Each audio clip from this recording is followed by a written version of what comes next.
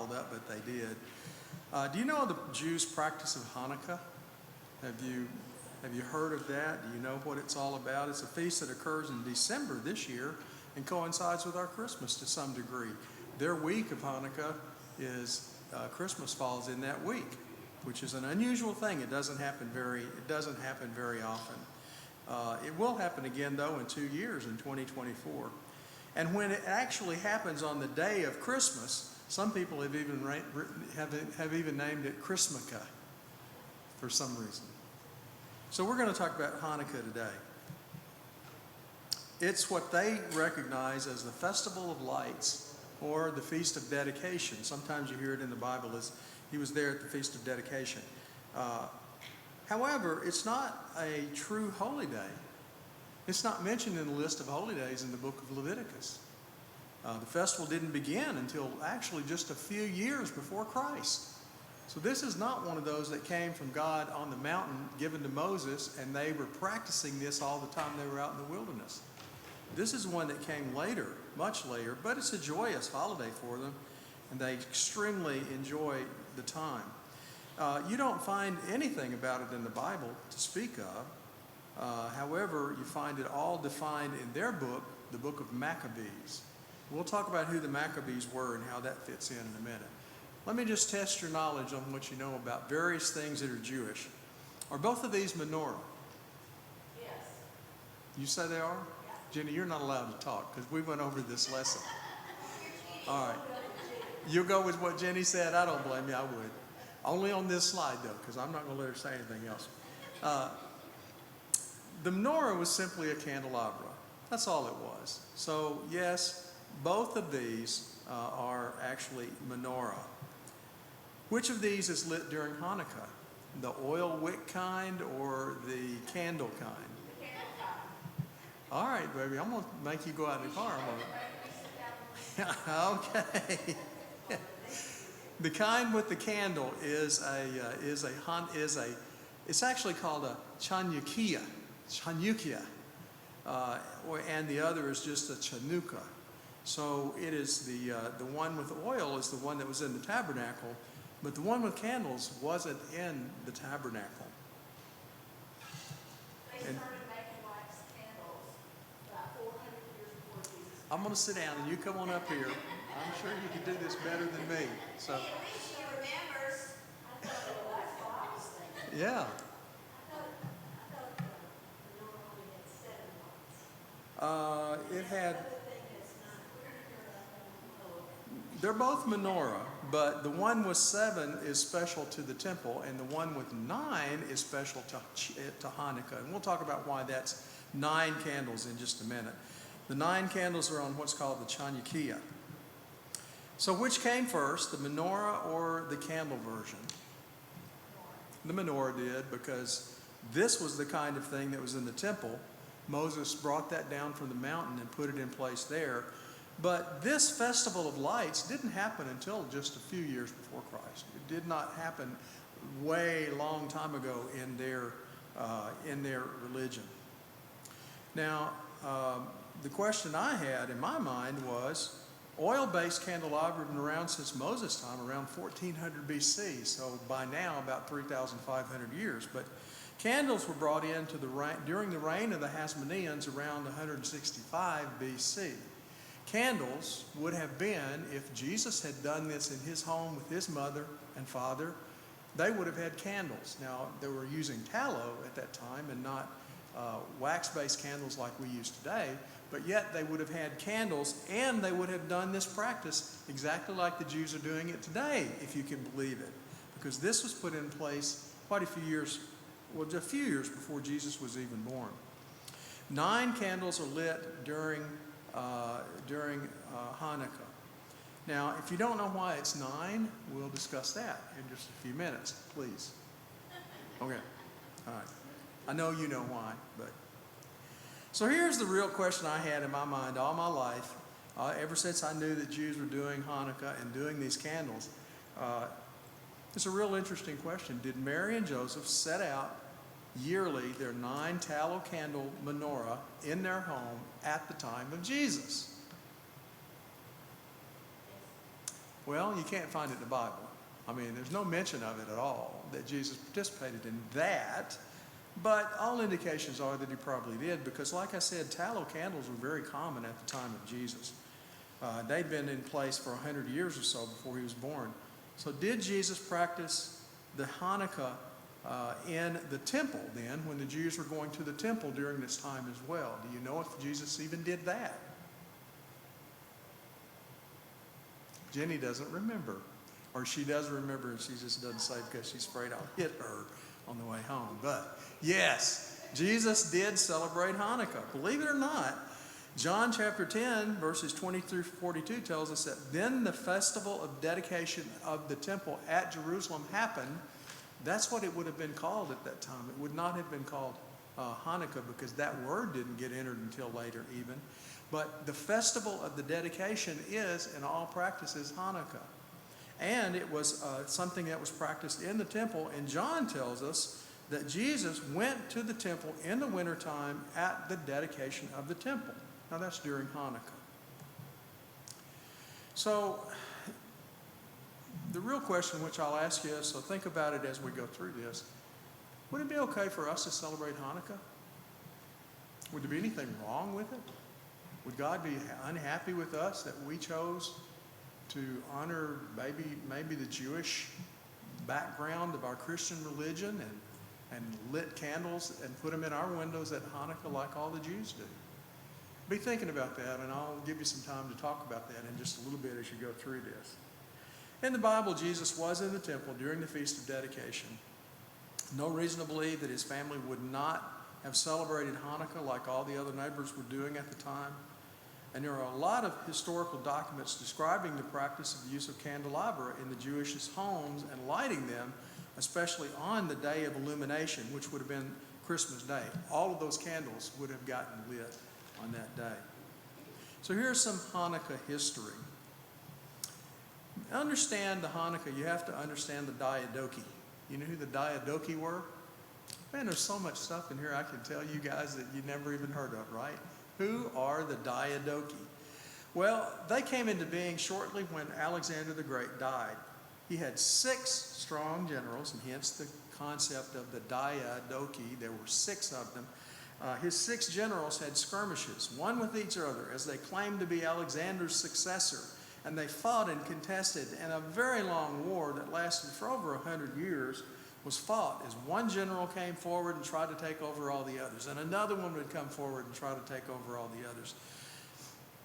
Eventually it came down to Ptolemy. Ptolemy, whose name starts with a P, I would say Ptolemy, but y'all would tell me that's not right. Ptolemy, he was able to conquer all of the others of the Diadochi. His kingdom was as big as this area that you see in color here on the map, because he took over all of them. And he conquered all of the areas of Palestine, Syria, and Cyprus, which are important to where the Jews were. Now, even during the capture and reign of the Ptolemies, Alexander the Great had almost full internal control of everything that happened in Judea. But at the same time, he let the Jews in Judea have a great degree of self-independence, especially when it came to the Hebrew religion. He didn't interfere at all with them. He let them do their religion just as they wanted to do it. He kind of probably respected the Jews for their religious beliefs, and he didn't despise it like all the other generals of the Diadochi would have done. But shortly after he was on the scene and he controlled this whole area, the Seleucids came over from the area to the far east, moved in, and took over everything. The Seleucid Empire was large. It was over virtually all the known world at the time. They toppled the Ptolemies, and they brought in different attitudes about the Jews. They hated them and their religion, and all of this happened about 200 years before Christ. The Seleucids were in rule. Now, after the Ptolemies, there was a Grecian who became the leader over the Seleucids, and Greek became the language of that day over all the area. They all learned Greek, and they stuck with it. And even today, Greek is the language of that area. Greek ideas, Greek temples were transplanted all throughout the region. It was a problem for the Jews in Palestine, though, because an especially gruesome king of the Greeks entered the world, a Greek whose name probably is familiar to us. His name was Antiochus Epiphanes. His name means I am God, and I manifest God in human form. Now we know of the Maccabees in Jewish history, and they would eventually come and kill King Antiochus Epiphanes. Epiphanes meant God manifests, so the Jews named him Epiphanes,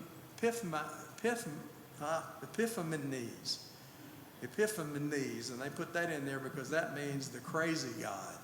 They thought of him as being the crazy God. Under the reign of Ptolemy, the Jews were respected, but when the Seleucids took over, the Jews were no longer favored. Antiochus had specific plans for Palestine, and those plans didn't include the Jews at all. It was his intention to make the entire kingdom Greek. He wanted to bring in Greek thought, Greek language, Greek culture, Greek religion. And so they began persecuting the Jews, hopefully trying to run them out. So they began persecuting, and instead of allowing the Jews to select their new high priest even, Antiochus selected one, and he did it through a bidding process. Whoever was willing to pay the most could be the high priest of the Jews. Just prior to the era in Jewish history when the Seleucids took control of Palestine, Antiochus, we know of him as Epiphanes, declared himself the Seleucid king of Israel. Well, you can imagine this created a great internal war, and war broke out in Palestine. It was known as the Maccabean Revolt. Antiochus was away busy fighting in Egypt, and a false rumor was spread that he had been killed in Egypt. Jason, who was the deposed high priest of the Jews, took 1,000 Jewish soldiers, attacked the city of Jerusalem under the control of Antiochus' soldiers. Now, Antiochus wasn't in Jerusalem at the time. The high priest, who was not Jewish, his name was Menelaus, he fled because he had just been appointed. He wasn't even Jewish. He knew the Jews hated him. Well, he fled Jerusalem when the uprising began, and Antiochus found out all of this, and he raced home to Jerusalem. He got in his car, he pushed the pedal down as fast as it would go, and those horses in front of his chariot were riding hard, and they were riding tired, and they were angry, and he would ride over bumps and bolts and everything as his chariot went down the road. And he decided to come to Jerusalem to take care of this uprising and take care of the problems that were happening there. He had his soldiers already, before he got there, execute many of the leaders of the Jewish revolt. So he couldn't wait to get to Jerusalem, probably more than anything to gloat over what had happened. So here's a section of the Maccabees. I know we don't consider it in any way a religious book that we'd be interested in, but it has a lot of history about the Jews there. It's a somewhat sacred writing of history, and Antiochus learned Judea was in revolt, and so he went there. He took Jerusalem by storm. Many Jewish families, young virgins, mothers, fathers, children, grandchildren, grandparents, they were slain. In 3 days, 80,000 Jews were killed by this capricious, violent man. And the remainder then were sold into slavery yet again. There was absolutely nothing of the Jews left that was under Jewish control in the city of Jerusalem at that time. He then sought to remove all traces of Judaism in Jerusalem. He quickly installed Greek idols, if you can believe it, in their temples. He demanded that everyone come to the temples to worship his God. His God would have been who if he was Greek? Who's the Greek god? The god of the lightning bolts. Zeus. Yeah. He wanted them to worship Zeus. And Zeus was proclaimed the only God. But the Orthodox and Reformed Jews there refused to worship the Greek god, and Jews of all kinds in the cities of Judea refused. Well, this caused a great civil war between the Palestinian Jews and the king Antiochus. Who do you think is going to win? Who do you think has the manpower and the war power to win? Well, Antiochus sent his army in, believing it would be able to squelch the revolt. Menelaus, the Jewish high priest I said earlier, fled Jerusalem, was brought back in, and he was the high priest. He sold all of the gold that was in the temple. Every ounce of gold was sold. And it went to Antiochus' government. He demanded no Sabbath worship.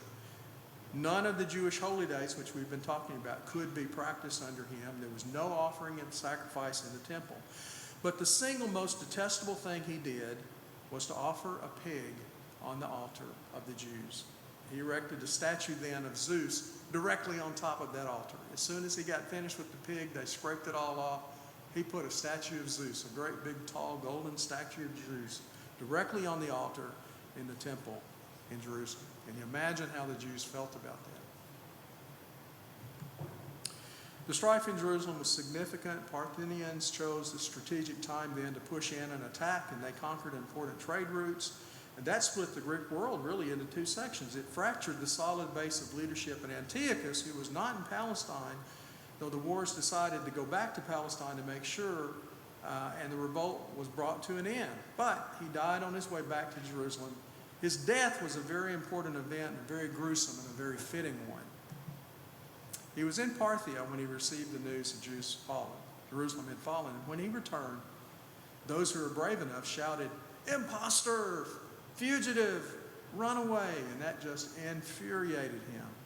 They disallowed him to land at any point in the Mediterranean. And unable to land, he decided to end himself by jumping out of his ship into the Mediterranean and drowning. But the following is a more favored description of his death that doesn't have him jumping into the ocean. The Jews say that he developed sharp internal tortures in his bowels as he rode that chariot as fast as he could to get back to Jerusalem. The pain was obviously excruciating, and it fueled him. He rode on in agony. He eventually passed out. He fell out of that speeding chariot, and the fall was serious enough to cause him many internal and external injuries. He was alive after that, but had many broken bones and in agony from the internal pain and all of his injuries. He eventually bled out and died on a very dusty road. A very fitting view for the Jews to have of him at that time. Now, that's all ancient history. We won't discuss it much more because we all can do is conjecture, but many believe the abomination of desolation that we read about in the Bible was this event. Greek idols in the temple offering sacrifices of pigs other than bulls and goats, bringing false fire to the temple, killing innocent Jews everywhere. It does seem that the desolation and the abomination could have been Antiochus and his rule over Jerusalem, but I can't say for certain that it is. Following his death, the Jews restored true worship, they rid themselves of any of the false gods, reinstated temple worship and sacrifice. And all of it is thanks to God's direct involvement during the revolt of the Maccabees. And this was about 150 years before Jesus was around. The temple was rededicated, and all of the idols in the city were torn down, and the Jewish religion was reinstated all throughout the Jewish nation. And it was about this time that Hanukkah was begun. So it wasn't one of these early ones that had been with them all this time. It wasn't until about 150 years before Christ that the festival, which was called the Winter Festival, followed the Feast of Booths. What's another name for the Feast of Booths? Who was here last week? Who was here last week? Jenny was? Jenny, do you remember that? Mary was? Pardon? Feast of Tabernacles? No. It's Sukkot. Sukkot, where you put those little booths out in the backyard. It's okay that you didn't pass this. Oh yes, well if you said booths, I would have said absolutely. So it's the Feast of Booths. There's a legend called the Legend of Judith. Her name is Yehudit. And Yehudit killed a guy named Holofernes. She convinced him to come into town, and as he was there, she fed him. It says she gave him expensive wine. Well, obviously too much of that's not good for you. He fell asleep, and while he was asleep, she took a knife and relieved him of that horrible head of his, and she is the Feast of Judith. Now, this is something that you tell your children, and you tell them that during Hanukkah, because that's why they eat cheese on Hanukkah, because of Yehudit and the remembrance of her. Do you know about the Ner Tamid? If you were to go to a Jewish synagogue today, every Jewish synagogue has a Ner Tamid. It is a light. It can be electrical or gas, but it's kept lit all of the time. Since the synagogue was finished and dedicated and they started worshiping there to today, it is still lit and it has never gone out in every Jewish synagogue that you know of today. If there's an electrical storm, an electrical generator kicks in and that light keeps lit. So that's how important it is to them, this Ner Tamid. You know where the Ner Tamid comes from? Well, it came from the same thing that was happening at the dedication of the Feast of the Temple. As soon as the temple was won back from the Syrians in the Maccabean revolt, the Ner Tamid light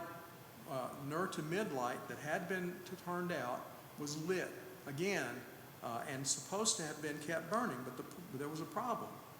During the time of Antiochus, that light had not been lit. They only had 1 day's worth of light for the Ner Tamid. You know how long it took to process the oil that was required for that? It took 8 days. There was no way this light was going to last 8 days, right? So they lit it, and they knew it would go out, but guess what? It didn't go out after the first day. It didn't go out through the second day. While they had sent people away to get the oil and come back, it was going to take 8 days. Well, it lasted all of those 8 days. 1 day's worth of light in the temple lasted for 8 days. Now, that is a Jewish tradition, and if you ask someone, they'll know about that. And that light that is there identifies with the events that occurred for them during this period of time. So now we get to the Feast of Hanukkah. Hanukkah is a delight. It's a big family meal with potato cakes, donuts baked in oil to remind them of the Tamid, cheese to honor the memory of Yehudit. They light the candles of the menorah. There are 8 of them to remind them of the miracle of the light of the Ner Tamid.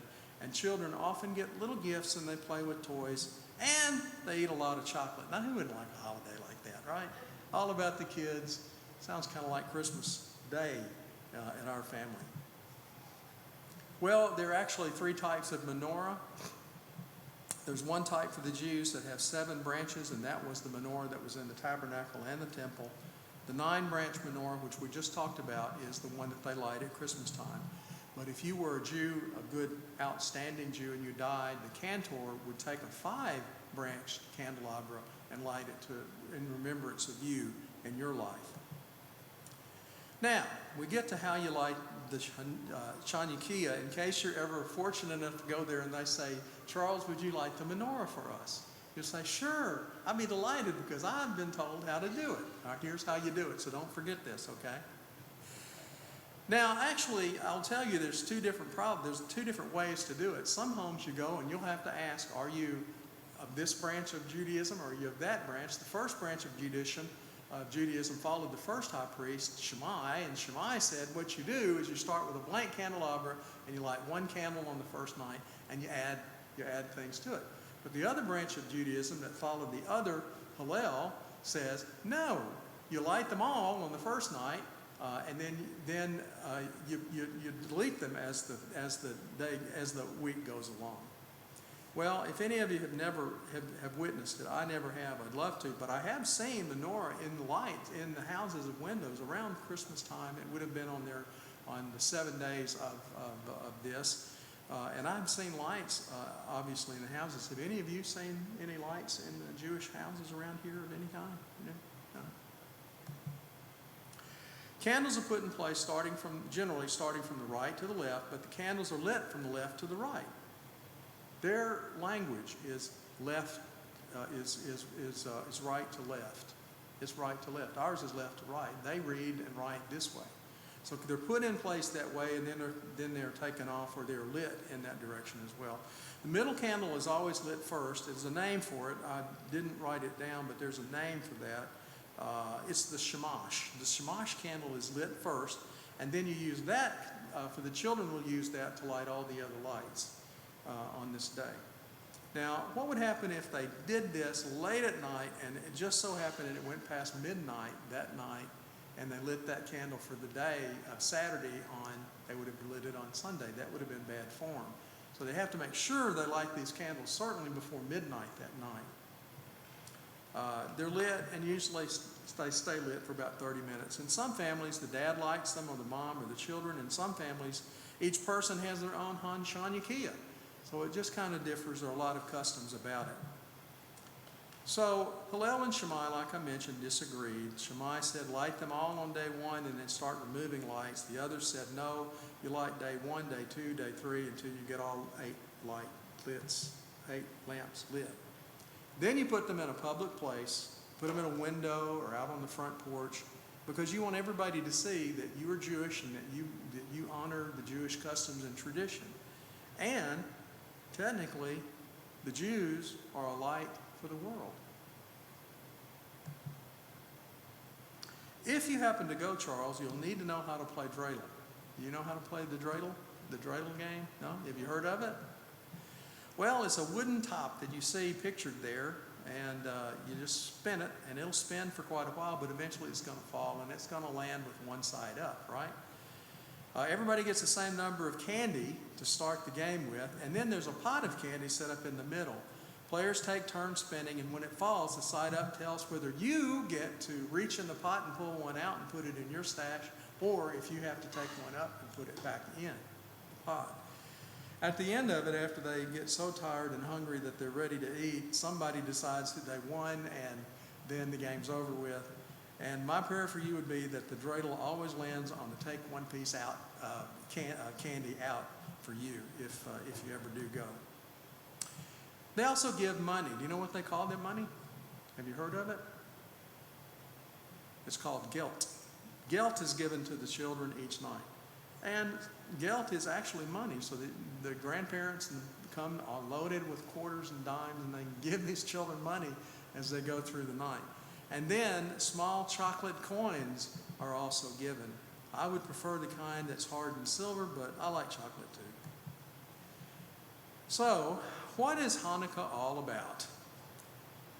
The word actually means dedicate.